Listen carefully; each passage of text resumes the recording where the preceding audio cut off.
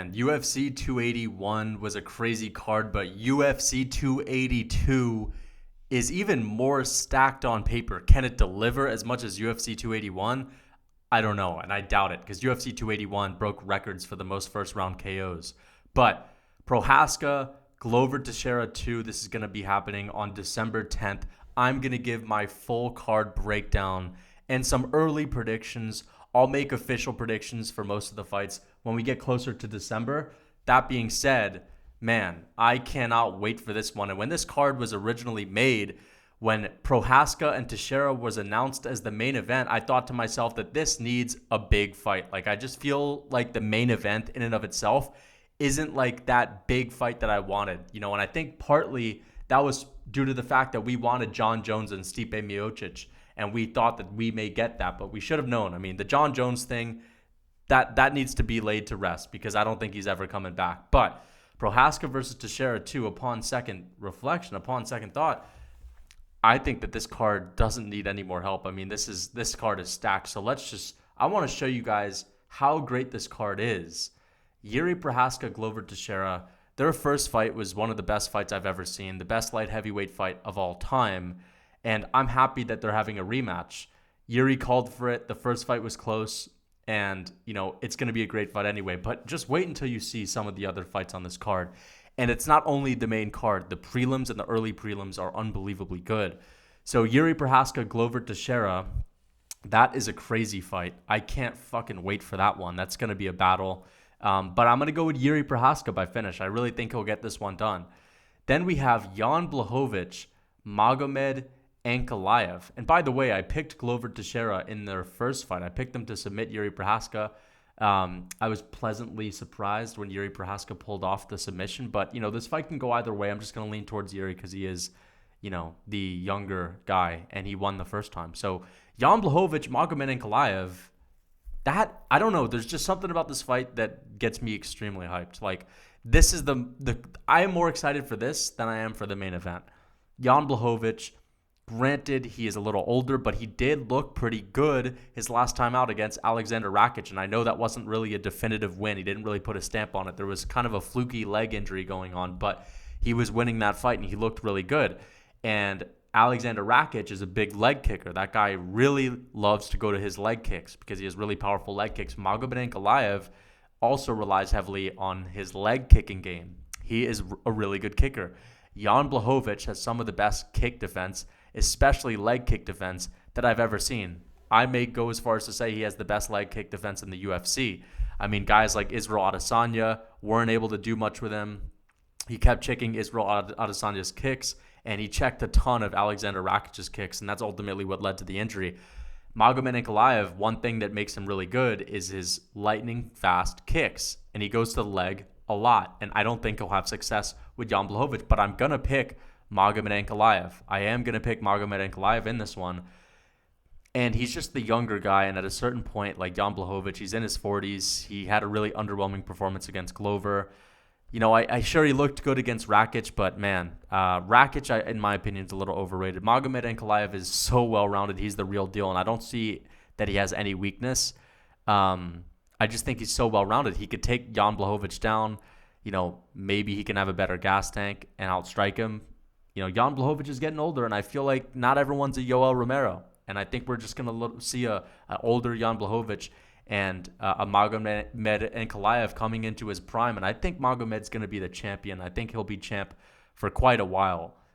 So I really believe in Magomed Ankalaev in this one. But Paddy Pimblett and Jared Gordon, I mean, the UFC chose Jared Gordon for a reason. This guy has no finishes. He has no power. He really is not a guy who can knock you out. And Paddy Pimblett, he doesn't have the best chin. He doesn't have very good striking defense. And I think that they're giving him a decision merchant because they want him to win. But all I know is this. Even if you're not a fan of Paddy Pimblett, he's going to get into the building, and it's going to be electric because he just is a star, like straight up. During fight week, he takes over. Like, he's got the charisma. He's got the confidence. He walks around like he's the shit. And, like, it's going to be fireworks when this guy's in the building. So I'm excited. It's going to have a big feeling. You're gonna get hyped when you see it. That'll be electric. And it's going to be in Vegas. So I'm looking forward to seeing Paddy Pimblett's debut on a pay-per-view. I know, he's had big moments in fight nights, but on a pay-per-view, that'll be big. This one I don't really get. Robbie Lawler, Santiago Ponzinibbio. I don't really get why a 40-year-old Robbie Lawler is on the main card. It just doesn't make any sense. We're going to skip to this, but Darren Till and Dricus du Plessis is on the prelims. And I've heard people say, well, they don't want to put Darren Till on the main card because they don't want to risk him pulling out. But, how many eyes is Robbie Lawler bringing to the sport? And this kind of just boils down to the UFC matchmakers not knowing what the fuck they're doing. Because to be quite honest, I don't think many fans are dying to see Robbie Lawler fight. When we see Robbie Lawler's name on a pay-per-view, we're just like, oh, Robbie Lawler, Santiago Ponzinibbio. You're not like Robbie Lawler and Santiago Ponzinibbio. Holy smoke, I can't wait. It's not 2015. It's not 2014. You know what I mean? He's in his 40s. Santiago Ponzinibbio's in his 30s. He's probably going to get this one done by finish anyway, but, he's in his late 30s too. This isn't a big fight. I feel like you could put a bigger fight on this, but, I guess they're paying Robbie a lot, and I just think you'd bring more attraction to the pay-per-view if you have a bigger name, a younger name who's, actually relevant. You know what I mean? If people look at the pay-per-view and they see Darren Till on it, a lot of people still love Darren Till, and they still believe that this guy has a lot of potential, and he's still relatively young. They want to see him fight a killer like Dricus du Plessis, and if he's on the main card, people are like, shit, man, I may have to buy the pay-per-view. I really want to see this guy fight, but Robbie Lawler, it just doesn't look that great. Bryce Mitchell, Ilya Topuria. Let me know who you guys are more hyped for. Are you guys more hyped for Robbie Lawler or Darren Till? Come on, be real. Bryce Mitchell, Ilya Topuria. Do I even have to explain this one? Bryce Mitchell, I feel like he's the dark horse in that featherweight division. I just think a lot of people are counting him out in this fight, but he has dominated some guys and made them look easy, especially Edson Barboza. And, knocking down Edson Barboza was very impressive. Going into that fight, I thought he'd have the typical jiu-jitsu guy stand up, but he really impressed me. And Ilya Topuria is also a great grappler, but I don't know if Ilya Topuria is a better grappler than Bryce Mitchell. I know he's a decent grappler, but Bryce Mitchell, that's his bread and butter. Ilya Topuria likes to stand. He likes to bang. He's a short, compact slugger. Right? He goes in there to throw big bombs. He's definitely going to have the power advantage. Will he have good takedown defense? I think so, and that's why I'd probably lean with him. So I can understand why Mitchell may be the underdog going into this, but Mitchell could test this guy, because if Mitchell beats Topuria, I think that'll really show, okay, this guy can dominate guys with decent ground game, who have good takedown defense, who are powerful and compact. And Ilya Topuria, similar body type to Volkanovski. He's a short, stocky, really powerful guy, hard to hold down. And if Bryce Mitchell can do some work with him, that shows a lot. But Ilya Topuria kind of feels like he's going to get that knockout, And I think Bryce Mitchell, we haven't really seen an American champ in that long, and it just seems like these foreigners are just getting up on the Americans these days. So it almost seems like he's just supposed to win this one. But, Bryce Mitchell, don't count him out. Alexander Gustafsson, OSP. Similar feelings to the Robbie Lawler one, except even worse, because OSP is not really an exciting fighter at all. Two washed-up guys, but I'm going to go with OSP. Alexander Gustafsson cannot win for the life of him. He's basically in the Dominic Reyes spot right now, where he just can't win at all, and he can't really take shots. It's amazing. He's had one of the steepest declines ever in someone's career. This guy went from giving John Jones a tough fight and giving DC tough fights, finishing guys like Glover Teixeira, to losing to Fabricio Verdum, right? Getting knocked out in the first round by Nikita Krylov. And OSP is I don't think I've ever really enjoyed an OSP fight as of recent. He hasn't really done anything impressive. Just two old guys again. Why is this headlining the prelims? I don't get it. I don't get what the UFC matchmakers are doing. I feel like these are 60, 50-year-old men who are living on the glory days, not even on social media. They don't even know who's relevant in the sport. They're just looking at, big star Alexander Gustafsson and big star OSP. They're just thinking about their glory days, or back in the day when these guys had title shots. Just because these guys have fought in titles and had big fights doesn't mean that, they're relevant right now. They're really not. I mean, Raul Rosas Jr. is more relevant than Alexander Gustafsson, and this dude doesn't even have a fucking picture. Goes to show you what 40-year-old is running the goddamn website at the UFC. That's what I want to know. What 40-year-old is running that damn website? That's what I want to know, because Raul Rosas Jr. and my bad guys. I was watching some of that ESPN Plus, baby. But I need to look up Raul Rosas Jr. because, bro, this guy is the youngest UFC fighter, 18 years old. 18 years old. I cannot wait for this. And this in and of itself is a reason to watch UFC 282 because, this guy's coming off of the Contender Series. He looked great. He has some mean grappling. Why they don't have a picture of him, I don't know. Billion-dollar company doesn't have a picture of this guy. Crazy, right? But I think that the UFC knows what they're doing with Jay Perrin. And imagine being Jay Perrin, bro. Imagine being Jay Perrin. Like, the UFC is literally giving you an 18-year-old kid that they want to succeed, that just had a big moment on the Contender Series, that's literally in the video game. The UFC wants this guy to be like the youngest star, like 18 years old, to bring in the young audience, to shock people. And they're like, get Jay Perrin so Raul can whoop him up. Imagine being Jay Perrin, knowing that the UFC literally chose you to be the easiest fight for this kid in his UFC debut. UFC, they want Raul Rosas Jr. to win. Yeah, I don't know if they're that invested in him becoming champ, but they want this kid to do well. They want him to do well. 18 years old from Mexico. There's a big market down there. And Jay Perrin, I got to feel bad for Jay Perrin, but he's probably training like a madman. I mean, dude, this guy, he knows the UFC doesn't want him to win. He knows that he's being chosen because the UFC thinks he's easy. He knows that the world thinks he's going to get run through. So he's probably training like a madman. But, dude, I could just see Raul Rosas Jr. He's just talented, bro. I mean, that's why he's in the UFC. I think he gets this one done. That's fight. That's fun. That's fun, right? A fun fight. Darren Till, Dricus du Plessis. Come on, get this on the main card, but this is a big fight. I just feel like Darren Till is one of those guys, like no matter how poorly he's doing, he's always going to be a big star. He's always going to be a big name, and that's just testament to his personality. He's just got a really, really good energy. There's a confidence about him. Maybe not the same confidence as he used to have, but there's a little bit of a delusional confidence about him these days that still makes the fans want to see him fight because they're like, fuck, I want to see Darren win, or shit, I want to see Darren win, but damn, watching him lose would be crazy too. Again, you know what I mean? So I really would like Darren Till to have a successful career. He's just one of those guys that I like to root for. But Dricus du Plessis, man, I think he's going to win. I think he's going to get this one done. He has a nasty ground game. He hasn't really showed it in the UFC. He's got some great knockouts in the UFC. He just went to war with Brad Tavares. He's the favorite, as he should be in this one, because Darren Till has taken so much time off. He's dropped out of fights, pulled out of fights. He's hurt his collarbone. He gets injured a lot, and to be honest, I can't pick Darren Till. It just seems like his career's falling apart, and he's not a guy that stays disciplined year-round. You can see that with all the injuries and pulling out and him getting fat outside of camps when he's in his prime. How focused is he? I feel like he's focused, but then he's not, and I don't know, man. Dricus du Plessis is probably doesn't have the money that Darren Till has. Probably doesn't have the blocked asset, fucking crypto fucking business on his side, making him a lot of money. You know what I mean? So Darren Till, I want to see him get this one done. I mean, how crazy would it be if Darren Till got a first-round knockout? Or just gets the knockout anyway.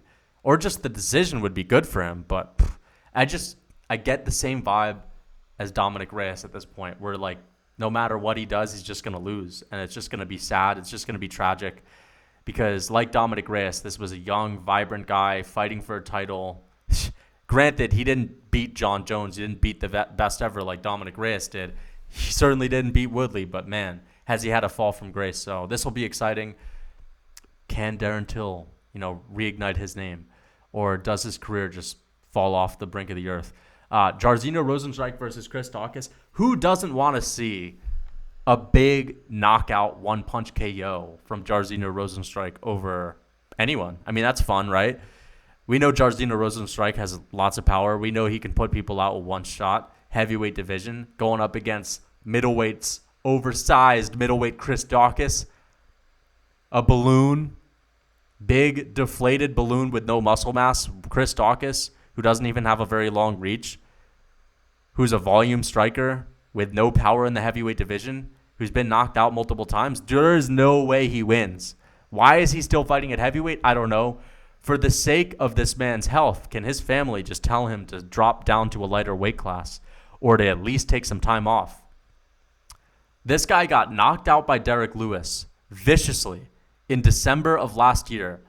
And only like 4 months later, he's taking on Curtis Blades and gets knocked out again.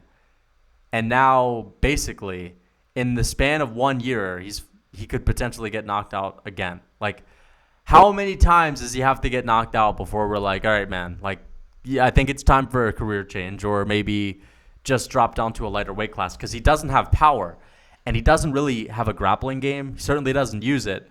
He may have it, but if you don't use it, like, you lose it straight up. And this is going to be a stand-up fight.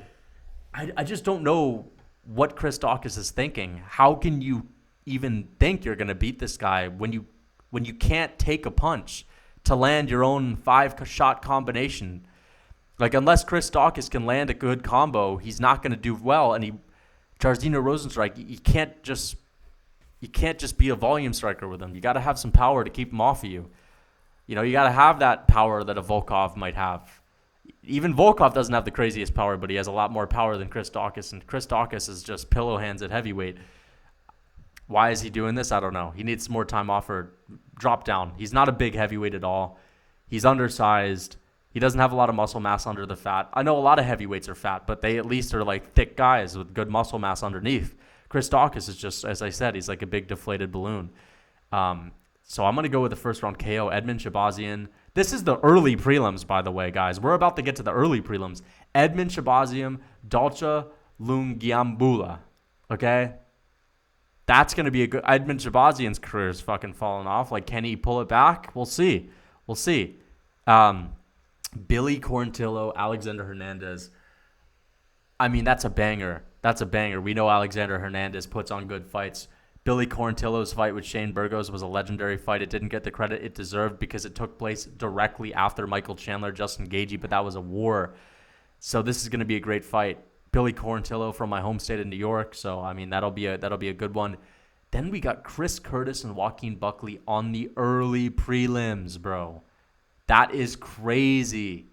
How this could be a better main card fight than the Robbie Lawler one, but this is exciting. Joaquin Buckley, despite losing to Imavov in France, he still won that third round, looked pretty good. Surprised me with his gas tank. He's very tough. Chris Curtis, I think, is a little more technical, but I'm looking forward to this one, man. I really am looking forward to this one.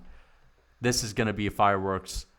TJ Brown, Eric Silva, bro, I don't even know who these motherfuckers are. So I'll be real. I'm going to be real. I don't even know who they are. I'm going to be real. I'm not just going to be one of these guys that pretends like TJ Brown's, this and that and coming off with this and that. Like, I don't know him. Ronnie Lawrence, Cameron Simon, like kind of the same shit, bro. I know Ronnie Lawrence, but I'm not too familiar with Cameron Simon. Damn. I wonder how old he is. And then Daniel Da Silva, Vincius Salvador. I mean, this is just an insanely good card. If you're going to do a parlay, do it on this one because there are some clear picks. There are some really clear picks. Like, I think Magomeda Ankalaev is a lock. Unless there's a fluke injury. But, those fluke injuries never happen to the fucking Dagestanis. And then we got Paddy Pimblett. I think the UFC wants him to win, but I wouldn't say he's a lock. Bryce Mitchell, that certainly ain't a lock. But I think Santiago Ponzinibbio is quite the lock. I think OSP is a lock. I really do. I think OSP is a lock. I think Gustafsson is completely done. I think Raul Rosas Jr. is a lock. I really do. I think Jairzinho Rozenstruik is a lock. That's a parlay right there for you. Rozenstruik, Rosas Jr., OSP, Santiago Ponzinibbio, and then Magomed Ankalaev, bro. If I'm ever gonna hit a parlay, it's that one. And then the main event is a little more risky, but I'm gonna still pick Yuri. Predictions coming soon, guys. Please leave a like, comment, and subscribe, as it'll really help my channel. And if you guys are interested in your health and you're trying to boost your testosterone, You know the beef liver is pretty goddamn good, right? You should probably be eating beef liver. You heard a lot about beef liver. It's getting hyped up on social media. That being said, if you don't like the taste of beef liver, you can take a beef liver supplement. And I just got sponsored by my dream company, Heart and Soil Supplements. There's a link in my bio, in my description. And if you guys click that link, you'll get 10% off of any purchase you get from Heart and Soil Supplements. I recommend getting a beef liver supplement.